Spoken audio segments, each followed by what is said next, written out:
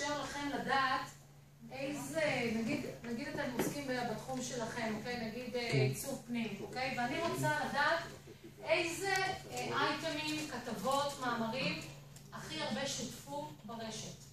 הכי הרבה עשו עליהם share בפייסבוק, יש לי פה לינקדין, טוויטר, פינטרסט, גוגל וזהו. ואז מה אני בעצם עושה? אני רושמת פה את המילה בגינה, אני רוצה לחפש את השיתופים ולראות את באמת כמה, איזה כתבות ויראליות נכתבו באותו קונוטציה. פה אני מקבלת את הכמויות לפי הרשתות.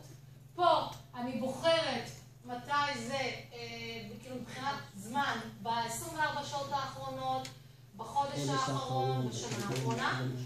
פה בשפה, ישראל, ופה אני גם יכולה לדעת איזה קונטקט טייפ, מה סוג התוכן. זאת אומרת, אני יכולה שכולם יהיו בוי. אני רוצה את כל הכתבות, את כל הפוסטים, את כל הרעיונות, וידאו וכו'. אבל אני יכולה גם לעשות משהו נורא מעניין, להוריד את הווים, להשאיר למשל רק giveaways.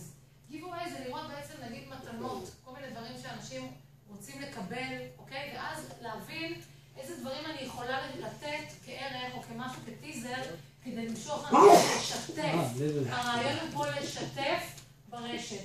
אז באז סומו, תהנו ממנו, עוד כלי. איך הוא נקרא?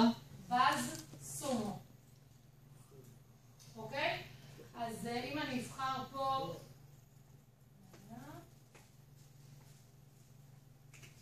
אבחר פה למשל עיצוב.